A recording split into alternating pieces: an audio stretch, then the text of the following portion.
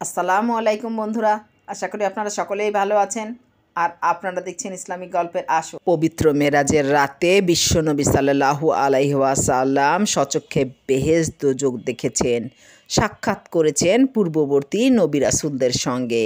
সুবিশাল নভমণ্ডল, পরিভ্রমণ, আরশ কুরসি প্রভৃতি সামনাসামনি সশরীরে দেখা, সর্বোপরি মহান রবের সঙ্গে পবিত্র দিদার লাভ করাসহ অবলোকন করেছেন সৃষ্টির জগতের অপার রহস্য।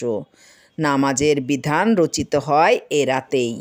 এই পবিত্র ভ্রমণে প্রিয় নবী সাল্লাল্লাহু আলাইহি ওয়াসাল্লাম অনেক পাপের শাস্তি প্রত্যক্ষ করেছেন। রসুল সাল্লাল্লাহু আলাইহি ওয়াসাল্লাম এমন কিছু সংখ্যক লোকের পাশ দিয়ে অতিক্রম করলেন যাদের জিভ ও ঠোঁট আগুনের কাঁচি দিয়ে কাটা হচ্ছে।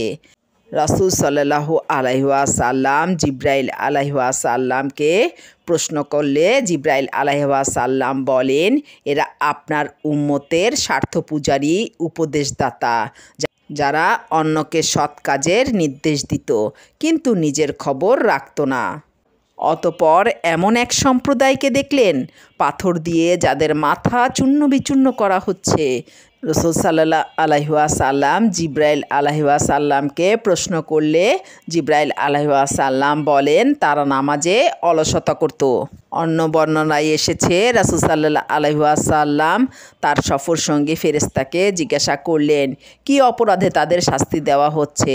উত্তরে বললেন, এ ব্যক্তি কুরআন শিক্ষা করেছিল কিন্তু কুরআন অনুযায়ী আমল করেনি এবং সে ফরজ সালাতের সময় ঘুমিয়ে থাকত।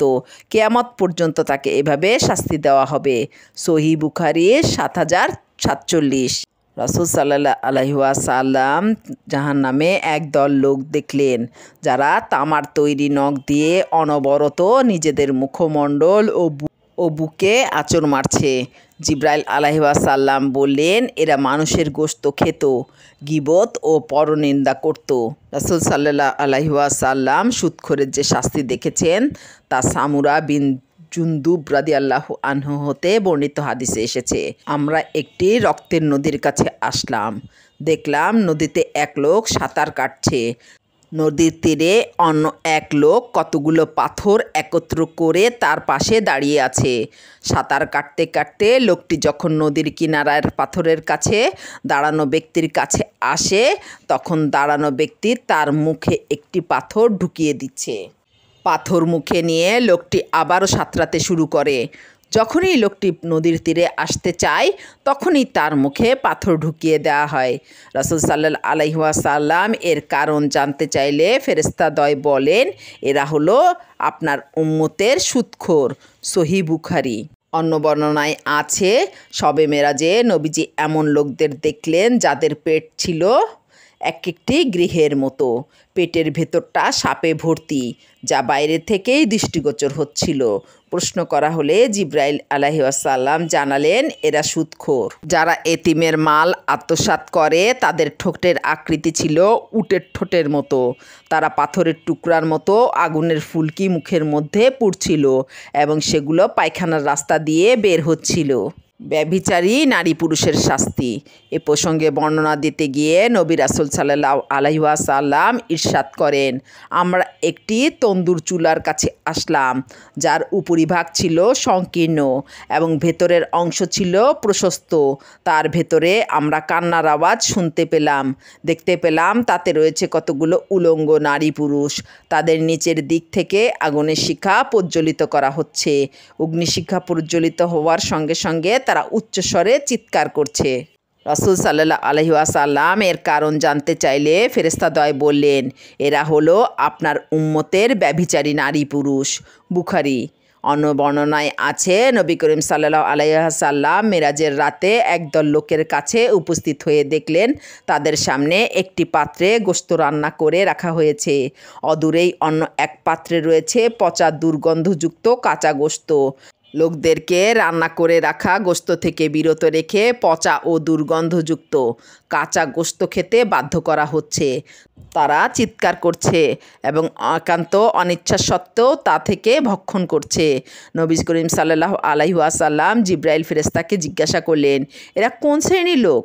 জিব্রাইল আলাইহিস সালাম বললেন, এরা আপনার উম্মতের ওই সমস্ত পুরুষ যারা নিজেদের ঘরে পবিত্র এবং হালাল স্ত্রী থাকা সত্ত্বেও অপবিত্র ও খারাপ মহিলাদের সঙ্গে রাত্রি যাপন করত। মিথ্যুক ও গুজব রটানোর শাস্তি। মেরাজের রাতে নবীজির দেখা মিথ্যুকের শাস্তি বর্ণনায় হজরত সামুরা বিন জুন্দুব রাদিয়াল্লাহু আনহু হতে বর্ণিত রাসূল সাল্লাল্লাহু আলাইহি ওয়াসাল্লাম এর দীর্ঘ হাদিসে বলা হয়েছে, অতঃপর আমরা এমন এক লোকের কাছে উপস্থিত হলাম যাকে চিৎ করে শায়িত রাখা হয়েছে। একজন লোক লোহার বড়শি হাতে নিয়ে তার মাথার পাশে দাঁড়িয়ে আছে। দাঁড়ানো ব্যক্তি শায়িত ব্যক্তির মুখের একদিকে লোহাস্ত্র প্রবেশ করিয়ে পিছনের দিকে ঘাড় পর্যন্ত চিড়ে ফেলছে, নাকের ছিদ্র দিয়ে প্রবেশ করিয়ে অনুরূপ করা হচ্ছে এবং চোখের ভেতর প্রবেশ করিয়েও অনুরূপ করা হচ্ছে। একদিকে চিড়ে শেষ করে অন্যদিকেও অনুরূপ করা হচ্ছে। দ্বিতীয় দিকে চিড়ে শেষ করার সঙ্গে সঙ্গে প্রথম দিক আগের মতো হয়ে যাচ্ছে, আবার প্রথম দিকে নতুন করে চেড়া হচ্ছে। হাদিসের শেষাংশে এসেছে, রাসূল সাল্লাল্লাহু আলাইহি ওয়াসাল্লাম জিজ্ঞাসা করলেন, কি অপরাধের কারণে তাকে এভাবে শাস্তি দেওয়া হচ্ছে? জিব্রাইল আলাইহিস সালাম বললেন, এমন লোক যে সকালবেলা ঘর থেকে বের হয়েই মিথ্যা কথা বলতো এবং সে মিথ্যা চতুর্দিকে ছড়িয়ে পড়তো। বুখারী। আল্লাহ তাআলা মুসলিম উম্মাহকে সব ধরনের গুনাহ থেকে বেঁচে থাকার তৌফিক দিন। আল্লাহর আদেশ ও তার রাসূল সাল্লাল্লাহু আলাইহি ওয়াসাল্লামের আদর্শ মতো জীবন গঠনের তৌফিক দান করুন। আমিন।